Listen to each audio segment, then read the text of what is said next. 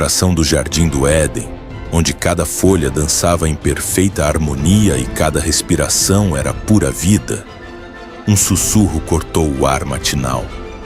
Não era o canto dos passarinhos nem o murmúrio do rio que atravessava o paraíso. Era algo diferente. Algo que jamais havia ecoado naquele lugar sagrado. Entre as sombras douradas da árvore do conhecimento do bem e do mal, uma figura sinuosa se movia. Seus olhos brilhavam com uma inteligência perturbadora, e suas escamas refletiam a luz como joias preciosas. A serpente, mais astuta que todos os animais do campo, havia escolhido seu momento. Eva caminhava despreocupada pelos caminhos floridos, seus pés descalços tocando a grama macia que jamais conhecera espinho. O perfume das flores enchia o ar, e a brisa suave acariciava seus cabelos como uma bênção constante.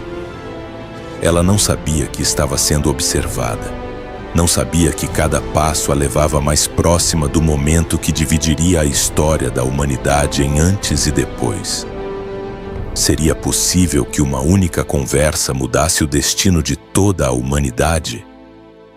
Que palavras aparentemente simples tivessem o poder de abalar os fundamentos do próprio universo?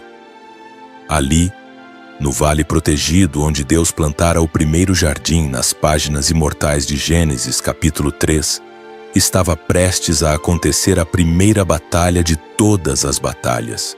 Não haveria espadas reluzentes nem exércitos marchando. O campo de combate seria a mente humana, e as armas seriam palavras envenenadas pelo engano. A serpente sorriu, se é que serpentes podem sorrir, e deu seu primeiro passo em direção à mulher que caminhava inocente entre as flores do paraíso.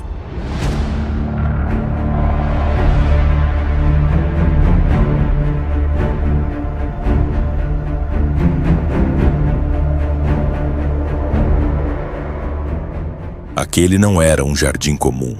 Era a obra-prima do Criador, onde cada detalhe sussurrava perfeição. Rios de águas cristalinas cortavam planícies verdejantes, árvores frutíferas ofereciam alimento sem fim, e a presença de Deus caminhava visivelmente na viração do dia.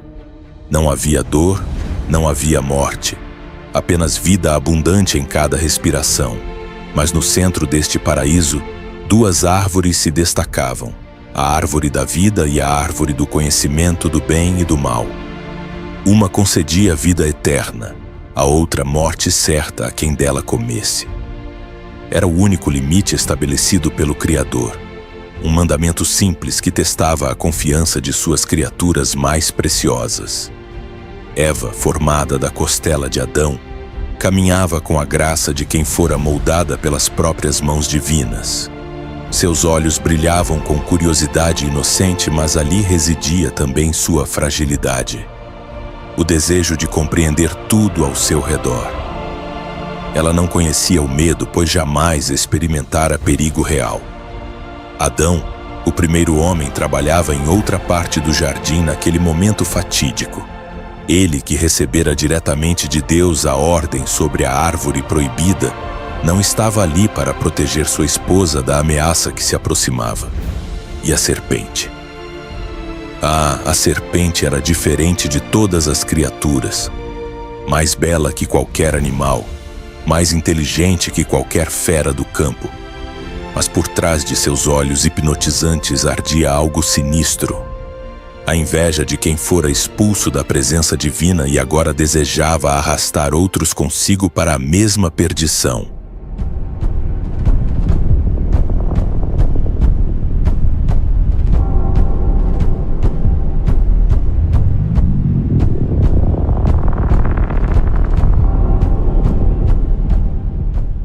Do alto dos céus, hostes angelicais observavam com crescente apreensão.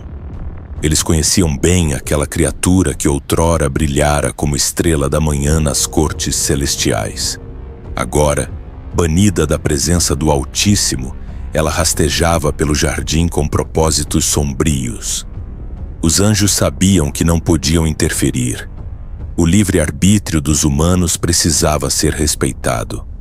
Eva parou diante da árvore proibida, como já fizera outras vezes. Suas frutas eram lindas de se ver, e o aroma que exalavam despertava uma curiosidade quase irresistível. Ela conhecia bem a ordem divina, mas sempre se perguntava: por que justamente esta árvore? O que haveria de tão especial ou perigoso em seus frutos? A serpente observava cada movimento, cada expressão, cada momento de hesitação. Sua mente astuta já havia traçado o plano perfeito. Não atacaria com força bruta. Isso seria grosseiro demais. Usaria algo muito mais sutil e poderoso: a dúvida. Ao redor do jardim, as próprias criaturas pareciam sentir que algo estava errado.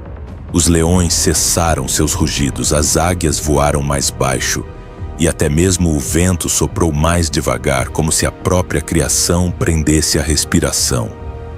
É assim que Deus disse? As palavras já ecoavam na mente da serpente, prontas para serem disparadas como flechas envenenadas.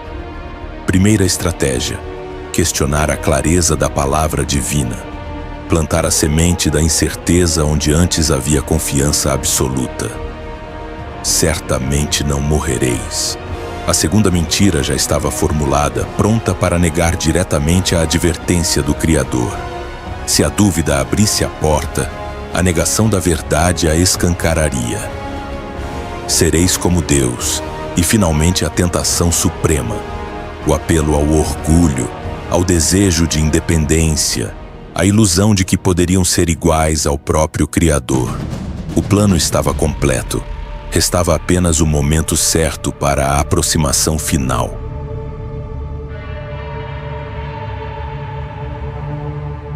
O silêncio que precedeu o primeiro golpe foi ensurdecedor.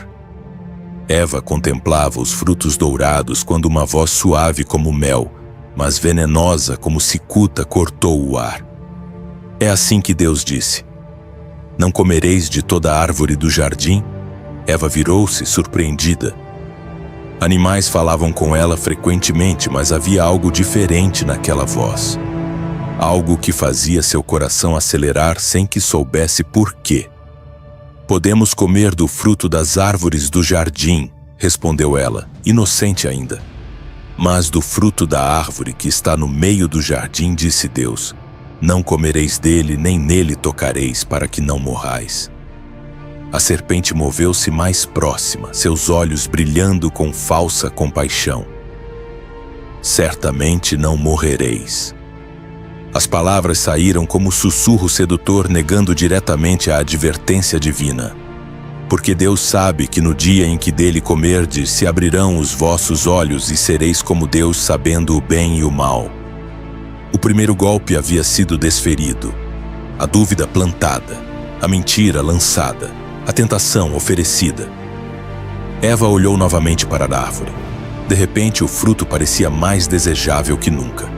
Bom para se comer, agradável aos olhos, árvore desejável para dar entendimento. A cobiça nasceu em seu coração como uma chama pequena que rapidamente se tornou incêndio. Suas mãos tremeram, seu coração disparou. Todo o paraíso parecia suspenso naquele momento de decisão. E então aconteceu. Eva estendeu a mão, tocou o fruto, arrancou-o da árvore, levou-o à boca, mordeu. O som da mordida ecoou pelo jardim como um trovão silencioso. O universo estremeceu. A morte entrou no mundo. Ela correu até Adão e ofereceu-lhe o fruto. Ele viu nos olhos dela que algo havia mudado para sempre, mas escolheu acompanhá-la na desobediência. Pegou o fruto. Comeu também. A confiança em Deus havia sido quebrada. A primeira batalha estava perdida. Instantaneamente tudo mudou. Os olhos de Adão e Eva se abriram, mas não para a sabedoria prometida, para a vergonha. Pela primeira vez, sentiram-se nus e expostos. Correram para se esconder entre as árvores, tecendo aventais de folhas com mãos trêmulas. Quando ouviram a voz de Deus caminhando pelo jardim na viração do dia, o som que antes era melodia tornou-se terror. Esconderam-se ainda mais profundamente entre a vegetação, corações batendo em descompasso. Onde estás? Chamou o Criador, não porque não soubesse, mas para dar oportunidade de confissão. E então veio a primeira mentira pós-queda. A mulher que me deste por companheira, ela me deu da árvore e comi. Adão não apenas confessou, acusou tanto Eva quanto o próprio Deus. Mas mesmo no julgamento, a misericórdia divina brilhou. Entre as sentenças de dor e morte, Deus plantou uma semente de esperança. Porei inimizade entre ti e a mulher, e entre a tua semente e a sua semente. Esta te ferirá a cabeça. A primeira promessa messiânica nascera da primeira derrota humana. A batalha das palavras determinara o destino de toda a humanidade. Uma conversa mudara tudo, mas a história não terminara ali. Era apenas o primeiro capítulo de um plano maior de redenção. A serpente havia vencido a batalha, mas a guerra ainda seria ganha pelo Criador. Hoje, quantas vezes enfrentamos essa mesma batalha? Quantas vezes sussurros sedutores nos convidam a duvidar, negar e nos rebelar?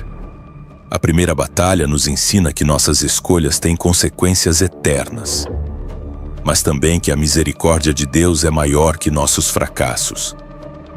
Que batalha contra a tentação você está enfrentando hoje?